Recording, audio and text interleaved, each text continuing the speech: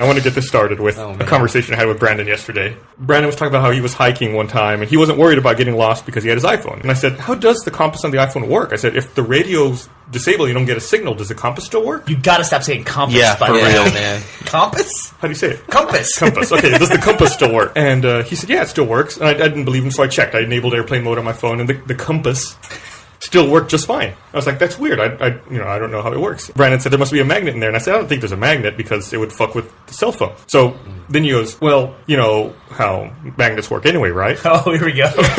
He goes, there's a giant mineral deposit in Canada that attracts all the magnets in the world, and that's why they all point to it. I go, yep. He goes, yeah, it's right under the South Pole in Canada is where this mineral deposit is. I go, yep, that's why all magnets point north. And I said, excuse me, I had to leave.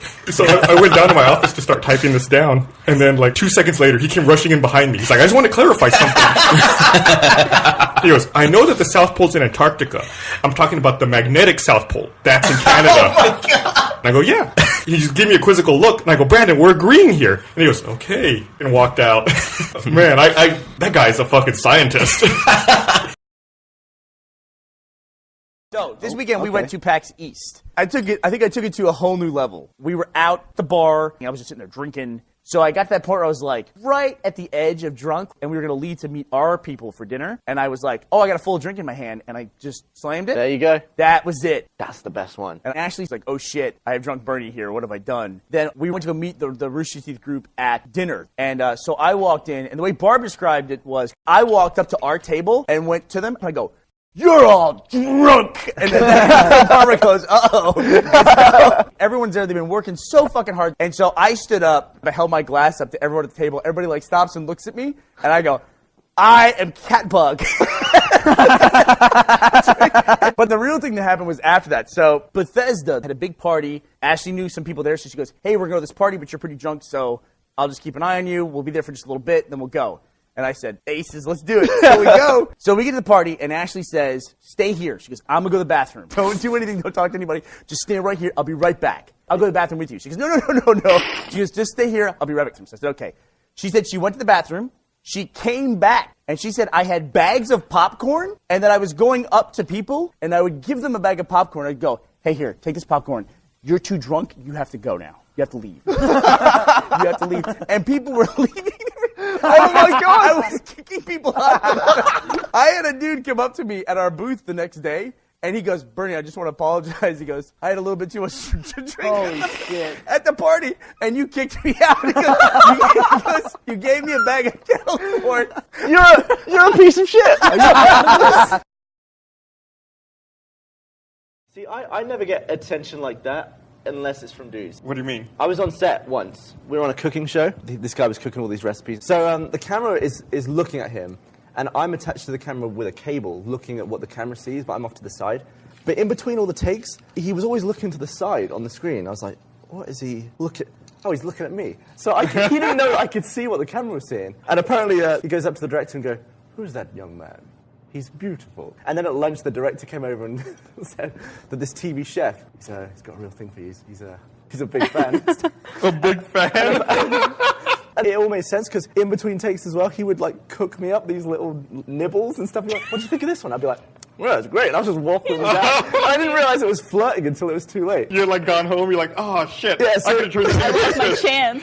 Anyway, so I'm only there for 2 days, but the whole shoot is 3 months long. Apparently, they couldn't get him to look up at the camera enough. So the producer went online and went onto my Facebook and printed out my profile picture and taped it to the top of the camera to get him to look to the thing. And about 6 or 7 months later, this was probably Christmas time, someone got my mum his cookbook. You're like, that's the dude I banged on set. In the front page of the book, he's got all his thanks and stuff. So it's like, thanks to the lighting guy. And he lists all these names, and at the end it just says, and Gavin. My rock. You really have caffeine-free Mountain Dew in Canada? Apparently. That's bizarre. It's a What lot. would that be? How do you do the dew? That'd just be like really shitty tasting water. Mountain don't. I watched Akira. Didn't really care for it, but... Didn't really a cure for it. Get the hell out. Did you see the Total Recall trailer? I did! I don't recall looks seeing awesome. it. Oh, Jesus Christ. So your cervical vertebrae are the ones that are in your neck. And like the lumbar and the thoracic ones, I guess, would be in the middle. Jurassic Anyway. Park. God damn it. Well, he had disappeared for a long time. Yeah, he did that Which is movie weird. a couple years ago. It wasn't like a resurgence. It just buzzed off. Boo. Ni no Kuni finally came out for the PS3 today. I don't need no Cooney. Boo. Gus goes through these periods where he's completely into something because he's into flight simulators now. Oh, yeah. But before you take off on this, oh, sorry. I'm so proud of you. You know how you go to a place enough and you start to recognize the employees? Well, there was this one dude who I would see all the time at Home Depot. So I went up to him and I said, "Hey, you work here, right?" And the guy goes, "No, I don't work here." And I was like, "Are you sure?" And he's like, "I'm pretty sure I don't work here. Why would you think I work here?" And I was like, "Oh, I see you here all the time." And the guy goes, "Why would you be seeing me? Why would you remember me?"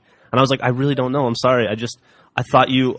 Every time I come into Home Depot, you're here." And he's like, "How did you notice that?" And I'm like, I just thought you were an employee. I recognize the cashier, too." And it was very awkward, and I just kind of backed away. But he is there all the time, in my defense. Your fucking headphones are on backwards again. Like, it's infuriating me.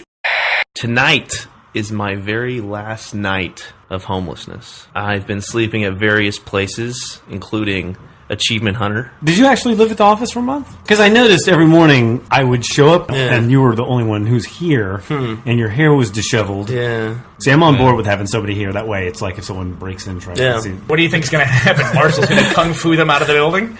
It's like, yeah, I'm happy to have someone here too, so we have stolen stuff and a dead employee. The first purpose of the internet was to deliver this document called the Anarchist Cookbook, which told you how to make smoke bombs and real bombs and napalm. And so at 13, I very stupidly downloaded this thing, and it told me how to make napalm. One step in this was boiling gasoline. And so I was boiling a pot of gasoline, and my mom came home. She said the whole place smelled like a garage. Came out, she goes, "What are you doing?" And she was just like crying, like, mortified. What? I don't understand what this is. And I tried to calm her down, explain the science behind it and all this. And my dad was a physicist, so my dad comes home. And my mom's in tears for like the entire day. She's like, "What's wrong with you?" Blah, blah, blah. And I said, "No, Mom, listen. It's gasoline, so you can boil it and it won't explode until it gets to an open flame." Of course, I'm an idiot because the house was filled with fumes. Any spark in the house would have killed me, because I'm a kid and I'm stupid. So I said, "So there was really not much danger." She goes, "What?" And my dad goes, "Technically, he is correct." Wow. I bet he was in trouble after that. Oh, wow. He should have just grabbed me by the neck and said, "Punch, punch, punch." I was at a party with, I will call him Don. We got hammered. We're having a good time. I'm out in the backyard talking with a few of my friends. This girl comes out. She says, guys, the police are here." And I froze because I'd never been to a party that had been busted by the cops before. So my first thought was like, "Don, we gotta get the fuck out of here," because I'm really drunk. And my buddy's like, "That sounds like a great idea, Miles. What are we gonna do?" So I'm like, "Guys, over the fence, let's go." Me and Don were the only people to go. All my other sober friends were like, "Bye." These two other freshmen that had gone to the party, who just like were completely panicked, were like, "These guys seem to know their shit." So they followed us. So we jumped into the neighbor's backyard. We can see all like the blue and red lights on the other side of the fence. And we're fucking terrified. Like, "Don, go over the fence.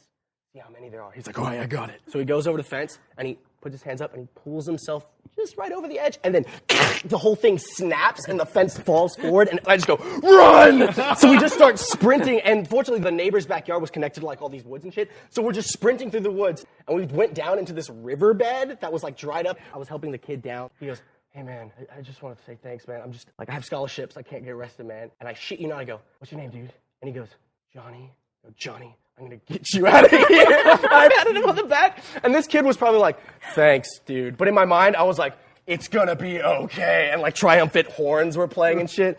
And we got all out of there. We made it to some like playground in the middle of butt-fuck nowhere and parted ways. So we start calling our friends like, hey, man, are you okay? Are you all right? And my friend's like, "What? Is everything okay? I know the cops come." "Hold on 1 second. I'm at the party." I'm like, "What are you talking about?" "Yeah, it was just a noise complaint. It's totally fine." Probably the greatest joy in my life right now is working next to Chris. He is endless entertainment. He has a little can of nuts, and he's eating them. I said, "What are you eating?" He goes, "I'm eating walnuts." I go, "Can I have one?" He goes, "Sure." So he gives me one, I eat it. And I ask him, "Do you like walnuts? Like, are these like your favorite kind of nut?" He goes, "Yeah, I like walnuts a lot." And I go, "Can I have another walnut?" He goes, "Sure." And he gives me another one, I eat it. And I go, "So, like, you prefer walnuts to any other nut that there is?" And he goes, "Yeah." And I go, "Do you know that what we're eating is called almonds?" He looks at the almonds in the can, and then he looks at the side and he's labeled. He goes, almonds. So another thing that happens is because we just moved over there, we don't have things. Like, I walk out to the break room, and there's Chris standing at the microwave. And I said, you walked all the way over here to microwave something? He goes, yeah. And I said, we should get a microwave for the other building. He goes, that is so weird. And I said, why? He goes, I just said that to Brandon like a minute ago. I was like, is that? Wow. Is that a coincidence? His eyes got so big because he was like, this is the weirdest thing. What a weird coincidence. I can imagine him at home later with like pictures on the wall drawing red lines between it all. This means something.